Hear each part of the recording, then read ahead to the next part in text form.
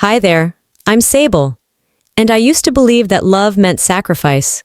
But then my parents raised my rent to cover my freeloading brother, while he played video games on the couch I bought.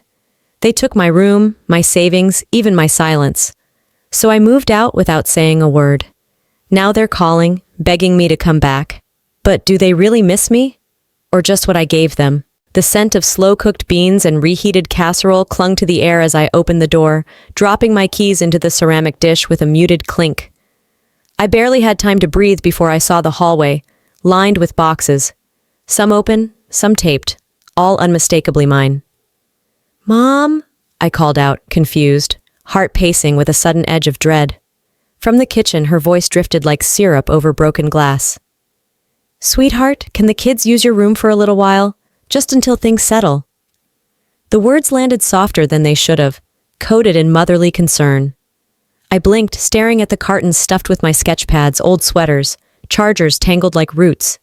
My throat went dry. I forced a nod, swallowing down the sting. Sure, I guess. Be the good daughter.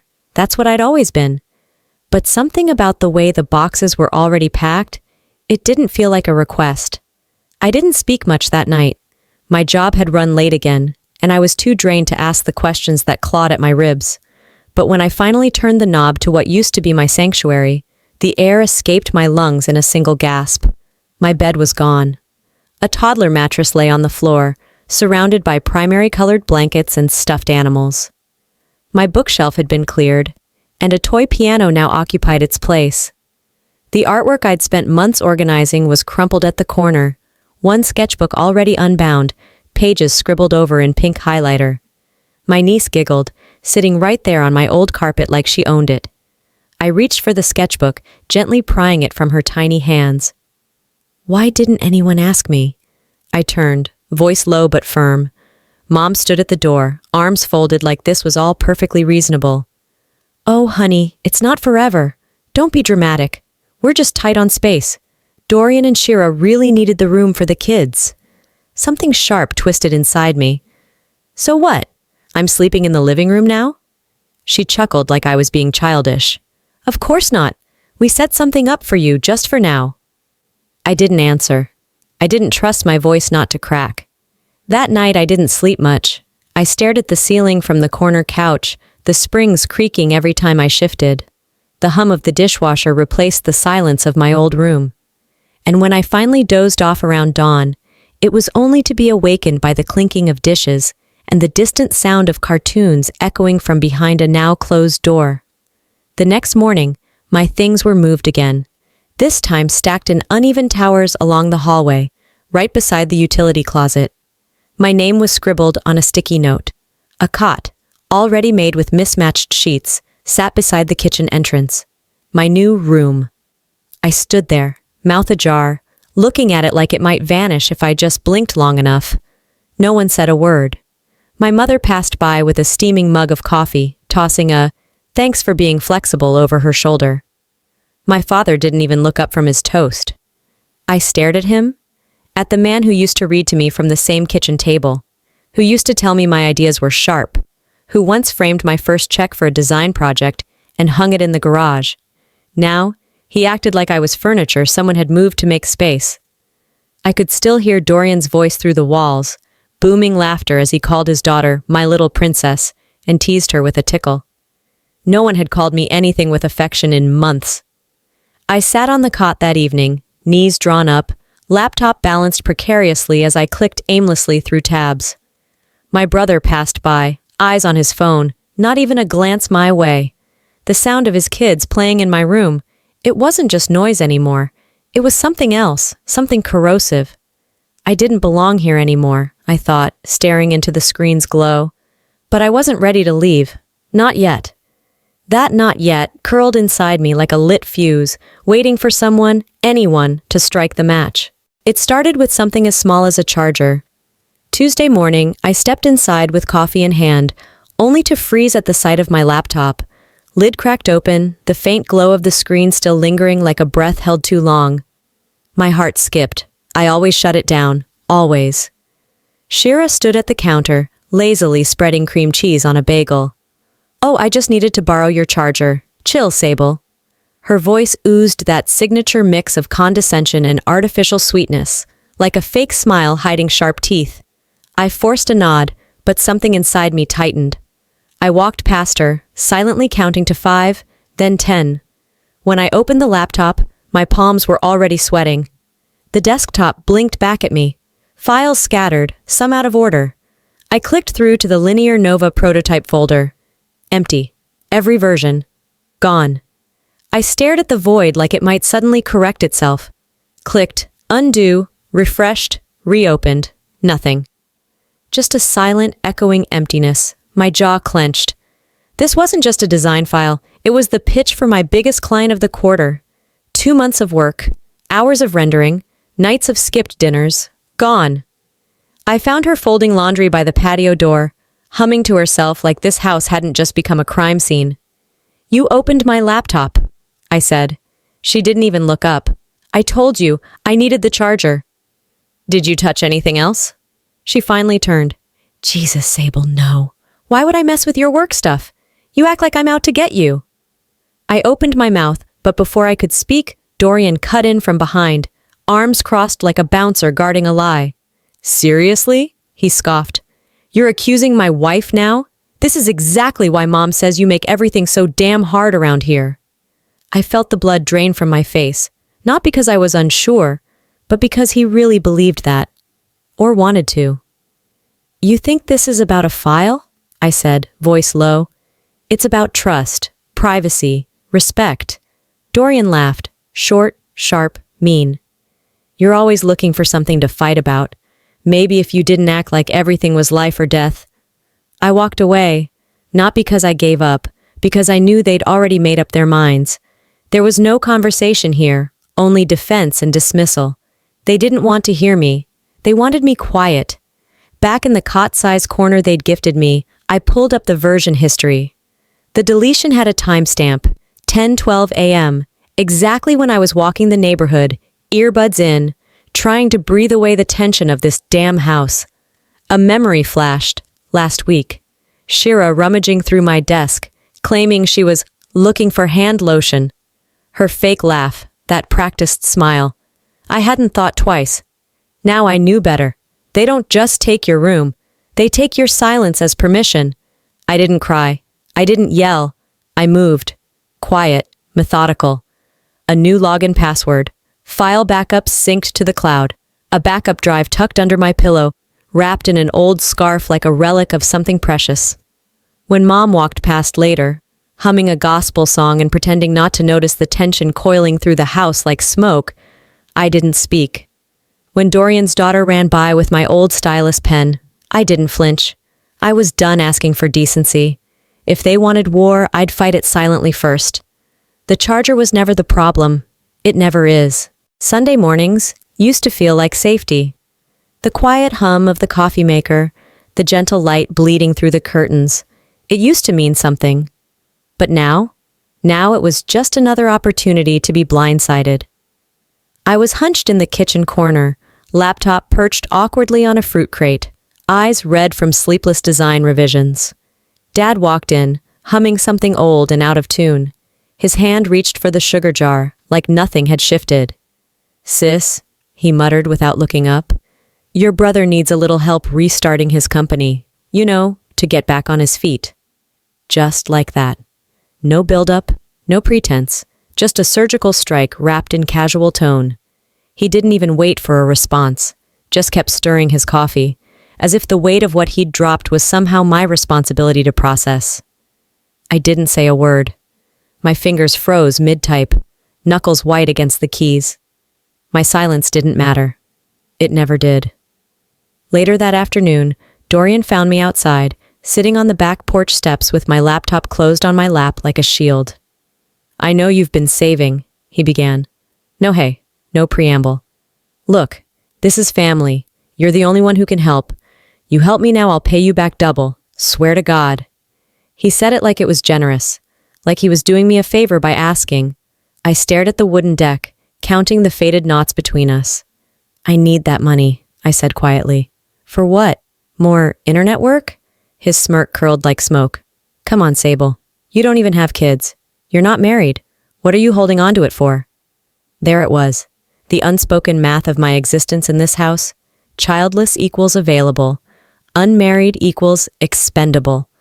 My voice cracked before I could hide it. It's mine. He didn't flinch. So is this house. That night, something worse than anger settled into my bones. Resignation. Not because I gave in, because I could already see how they were going to take it, 1 inch at a time. When I walked back into the kitchen, the lights were dim. A bank envelope was sitting on the table. Open. My latest statement rested half pulled from the sleeve, a blue pen marking the balance, underlined twice. Someone wanted to make sure I saw it. Then she appeared. Mom, gliding past me with a towel slung over her shoulder, humming low. It's impressive how much you've saved, she said without turning. That's a blessing, for all of us. My breath caught. The words were soft, like prayer, but they weren't a blessing. They were a verdict. I could still picture her last week, offering to tidy up my desk, smiling with that mix of guilt and pretense. Now I knew what she'd really been looking for. In my room, I locked the door. I opened my banking app, looked at the number 1 last time. The lump in my throat rose before I could swallow it down. What's the cost of peace? And why am I always the one paying it? They called it helping. They called it family. But I knew the truth now. This wasn't a favor. It was extortion in a house wrapped in polite conversation and fake concern. I backed up every document, transferred my savings into a new account, hid my passwords under encrypted notes no one could decode. And then I closed it all down. No more soft nods. No more guilt-stained silence. That night, I heard Dorian downstairs, laughing. She's soft, he said to whoever was on the line. She'll fold soon. She always does. I pressed my head to the doorframe, eyes burning, teeth clenched. Not this time, I whispered. I didn't want to go. I had a mountain of reasons to stay home. Work deadlines, a headache, or hell, even my dignity. But none of those mattered once my mother said, You're part of this family. Don't make things harder than they already are. That was code. Her version of emotional debt collection. And like always, I paid. The reunion was at Aunt Mary Ann's house in Sacramento. One of those suburban homes with way too many framed quotes about family first and faith over fear hanging on the walls like commandments. The smell of deviled eggs and stale gossip clung to the air like cheap perfume. I walked in, and every conversation dipped slightly, like a ripple hitting a rock. Fake smiles, tight hugs, the kind where people pat your back just a little too hard. Dinner was served buffet style. We gathered at a long folding table in the backyard under string lights swaying with the breeze, each bulb lighting up secrets nobody dared say aloud. Then came the toast. Mom stood slowly, raising her wine glass. She smiled too much, too long, the kind of smile that didn't reach her eyes. To those who know what it means to put family first, she said, voice warm and poisonous, and to those who still need to learn. No names, but heads turned, eyes fell on me like ash. I froze mid-chew. Even the potato salad lost its taste. Cousin Lexi, God bless her lack of subtlety, turned to me and asked, So you're still not helping Dorian with his business stuff? I thought you worked in tech? I didn't answer. I couldn't. The lump in my throat wasn't pride. It was grief. Grief for the version of me they refused to see. Laughter bubbled from the far end of the table.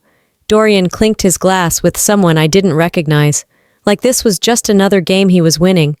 Later, I slipped into the kitchen to catch my breath, but what I caught instead was venom. She's always been selfish, Mom said in a low whisper. Even as a kid, she wouldn't share her Halloween candy. Aunt Mary Ann giggled. Some people never grow out of that. I backed out before they saw me, but the words clung, like a bruise forming under skin. By the time I rejoined the group, the campaign had worked. Uncle Brad raised his beer.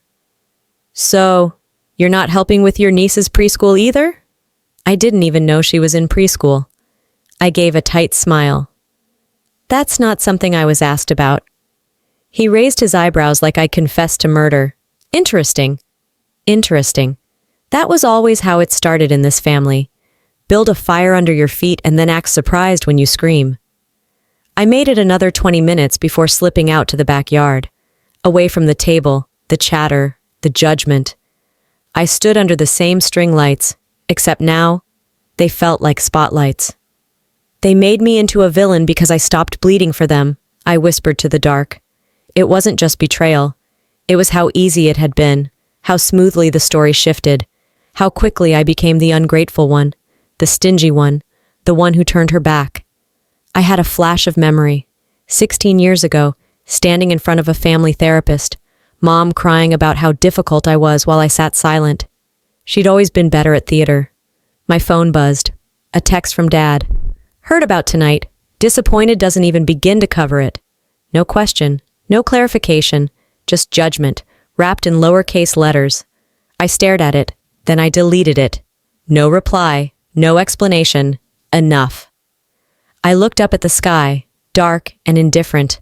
Something inside me closed like a door I wouldn't reopen. The house was too quiet when I got home.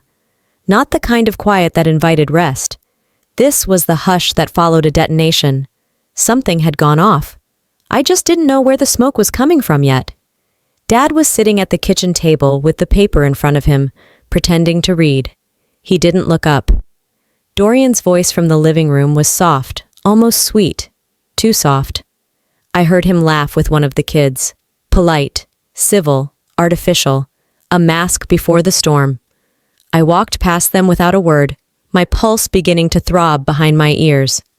The door to my room creaked slightly as I pushed it open. I sat on the edge of the cot and waited. That night, as I reached for the fridge light, he was already there. Dorian, leaning against the counter, arms folded. The fridge hummed between us like a warning.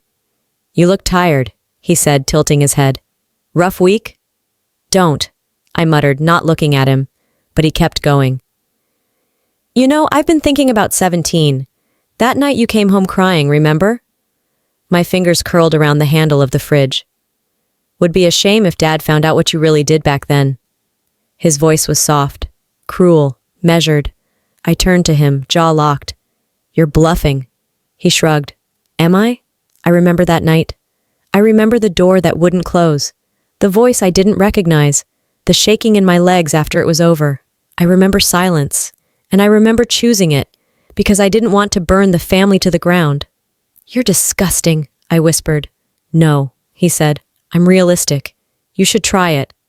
He walked out like he'd just asked for the remote, like what he'd done meant nothing. The next morning, Dad was waiting at the table again.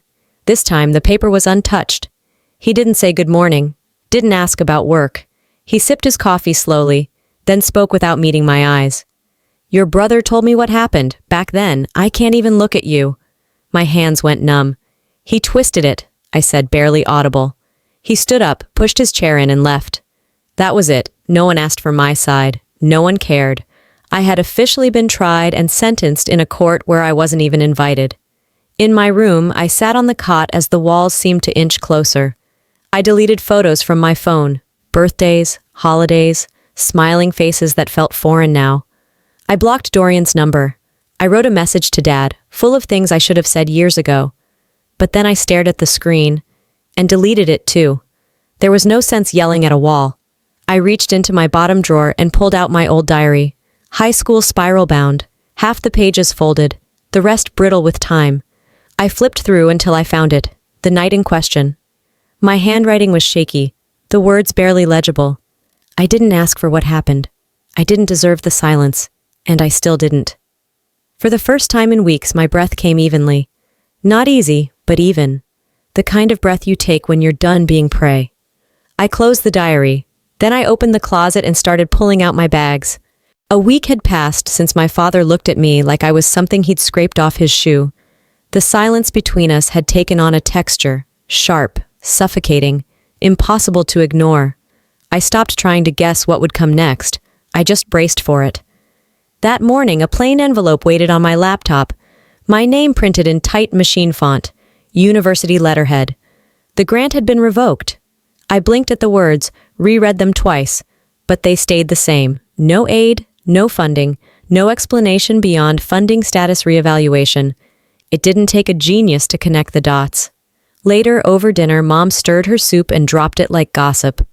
We're not helping with school anymore, sweetheart. You're grown now. I didn't respond. My tongue pressed so hard against my teeth it started to ache. Across the table, Dad didn't even glance up, just chewed, swallowed, wiped his mouth with a paper napkin like he hadn't just erased my future. Then came the next blow. "We were thinking," Mom said, placing her spoon down gently, "if you could help with Dorian's share of the rent for a little while." I stared at her composure, her pastel sweater, her soft voice. "Why not ask him?" I said. She smiled, tight and saccharine. "He's still finding his feet. You're the stable one." Dad added, "Don't make everything about money." That's when I knew. This wasn't about helping Dorian. This was about controlling me, ensuring I stayed in my place, paying their debts, buying my silence. They weren't asking. They'd already decided. I nodded once, excused myself. Upstairs, I called the university, confirmed the worst. My parents had withdrawn their co-signature. "We thought," Mom had said later that night like it was a favor, "you'd be better off working full-time anyway." My throat burned. Not from crying, from holding it all in. I didn't scream, didn't slam doors. I did what they never expected me to do. I fought back. By midnight, I'd locked every folder on my laptop and backed up every piece of my work to 3 separate cloud accounts. I removed their names from my bank contacts, changed all my passwords, froze any joint access they'd once had. Then I started building a spreadsheet of my monthly expenses, a list of contract gigs, remote work boards. I reached out to advisors about independent tuition options. I was done waiting for someone to hand me a ladder. I'd start digging a tunnel out. By dawn, my head throbbed, but my mind was clear. At breakfast, I didn't wait for an opening. "I'll be moving out next month," I said, setting my coffee down. "Lease is already signed." Mom laughed, a jittery sound that didn't reach her eyes. "Oh, come on, don't be dramatic." Dad's jaw tensed. He didn't speak. Dorian looked up from his eggs, confused. "Wait, you're serious?" I didn't blink. Very. Let them doubt me. Let them spin their next story. I didn't care. Not anymore. The mug in my hand stayed perfectly still. So did I. I came home close to midnight, back aching, legs sore, shoes coated in restaurant grease and exhaustion. The house was quiet except for the muffled boom of a video game echoing through the living room. I didn't even need to look. Dorian was on the couch, controller in hand, surrounded by takeout containers and half a bag of chips. All of it bought with the grocery money I'd stretched from my last check. He didn't pause his game, didn't glance up. I was a shadow in the hallway, a cash register with legs. From the kitchen, Mom called out, "Did you remember the almond milk?" That was my welcome home. Not, "How was your shift?"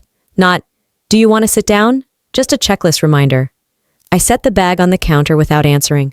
Something in me shifted. Not a break, not a scream. Something cleaner, quieter, like the final twist of a lock. The next night I brought it up. Just a simple sentence spoken between bites of rice and canned beans. "I don't think it's fair I'm paying for everything while Dorian sits around." He didn't even blink. Not my fault Mom and Dad trust me more. I waited for someone, anyone, to step in, to call that what it was. Instead, Dad chuckled like Dorian had made a clever joke. Mom said, "Sable, you've got to stop being so uptight." I smiled, but inside I felt it. Something inside me curling inward, sharp, metallic. They didn't see me, not the real me, only the version they could manipulate. 3 days later, I applied for a new apartment lease and ran a credit check to verify my information. That's when the second blow hit. A new credit card, maxed out. I hadn't opened it. I clicked through the details and my stomach dropped. The shipping address was ours. The last 4 of the card number? Familiar. It didn't take long to trace the IP on the online purchase. The email tied to it used a version of my name, misspelled intentionally. The signature? Forged. I confronted Dorian that night in the hallway. No yelling, just a single line. "You used my name," he smirked. "It's not like I stole from a stranger." I turned to our parents, told them everything, calmly, thoroughly. Mom's lips thinned. "You're making a mountain out of a family misunderstanding." Dad shrugged. "If it was so serious, you should have noticed sooner." I stared at them. 3 strangers in a house I no longer recognized. The next morning, I was ready. They walked into the kitchen to find everything laid out, credit statements, Printouts, timelines, flagged charges, even screenshots of the IP logs. I read it all out loud, not yelling, not begging, just the facts. You think I'm dramatic? You think I'll always cave? But this is the line. You crossed it. Mom tried to interject. Dad stood, red-faced and silent. Dorian rolled his eyes and muttered something under his breath. I didn't wait for them to finish. I left the room mid-sentence, each step deliberate. No fire, just frost. Back in my room, I stared at the lease approval on my screen. 7 days. That's all I needed. 7 days and I'd be gone. I opened the closet, took down the first box, folded one shirt, and labeled the cardboard. Phase 1. They wouldn't see me scream. They wouldn't hear me shatter. They'd only hear the silence I left behind. The sun hadn't yet cleared the rooftops when I sealed the final box. It clicked shut like the last word in a sentence I'd been writing for years. My fingers lingered on the cardboard flaps, slow, hesitant. Around me, the room felt wrong. Not like mine. Not anymore. The posters were gone, the bookshelves bare. The air smelled like dust and lavender detergent.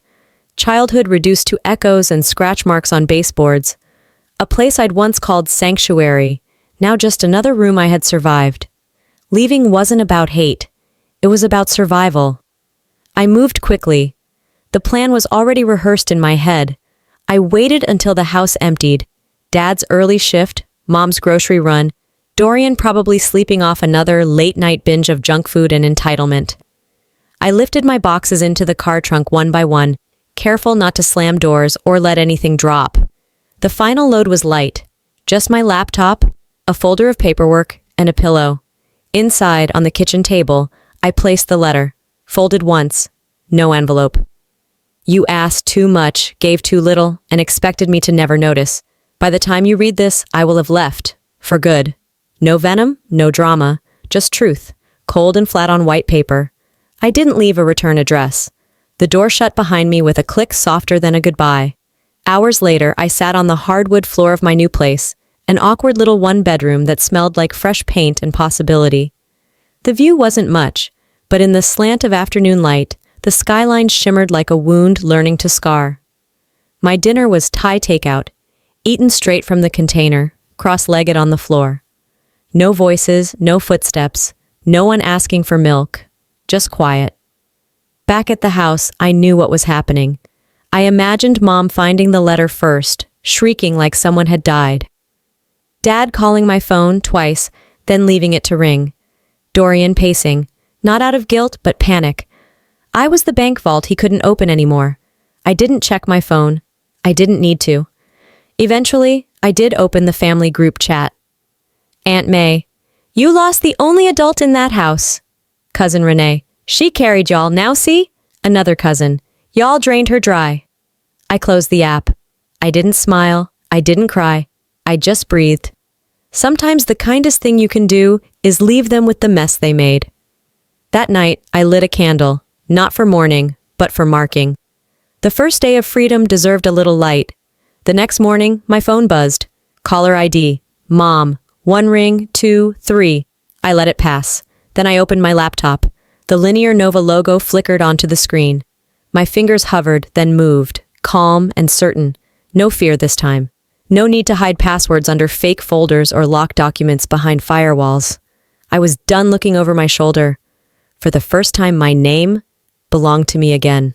It had been 6 weeks since I left, and for the first time in years, I wasn't bracing for a door slam or waiting for a cold silence to fill the room after someone dropped a comment dressed as concern.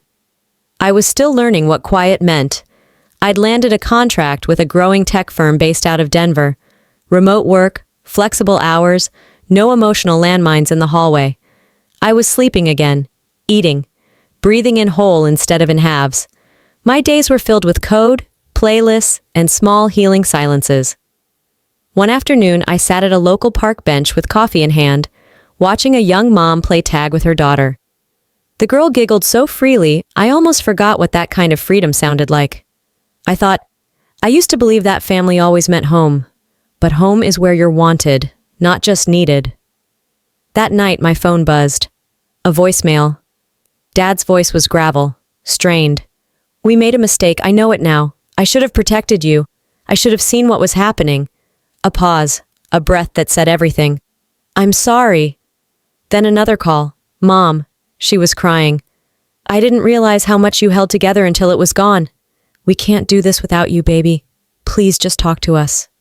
And a text from Dorian. Just 4 words. You were right. Sorry. I didn't respond. Not out of anger, but because I finally understood that not every cry deserves an answer. I played the voicemails twice. Then I shut the phone off and sat with it. The hurt didn't rush in this time. It floated around me trying to find a crack, but I was sealed now. Not bitter, just solid. 16 years ago. I was 17, crying in my room after a brutal exchange with Mom. I'd begged for understanding, for someone to take my side, and no one came. Now I wrote a letter I never intended to send, not to attack, just to speak it somewhere. Forgiveness doesn't require reconciliation, and silence is sometimes the loudest boundary I can draw. The next morning, I donated part of my savings to a women's scholarship fund, using Mom's maiden name.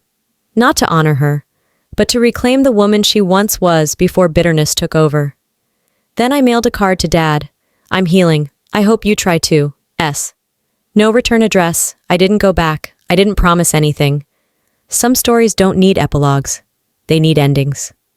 Weeks later, I stood on stage at a Women in Tech panel, speaking to a room filled with young dreamers. One girl in the front row looked just like I used to, eager, invisible, waiting to be seen. They didn't know how to love me the way I needed, I said. But I've learned how to love myself. Applause thundered. My heart stayed still. Backstage, my phone buzzed. Mom. Hi, I saw your talk today. I'm proud of you. I stared at the message. Let it sit. Then locked the screen. The girl from the front row came up to me. That was incredible, she said. Her eyes gleamed. How'd you get here? I smiled, crouched down so we were eye level. You ready to change the world? I asked her, already knowing the answer. Maybe you've been there, sitting in the quiet aftermath of someone else's choices, wondering if it's your job to clean up the pieces. Again. I used to think loyalty meant endurance, that if I stayed long enough, gave enough, sacrificed enough, I'd finally earn my place.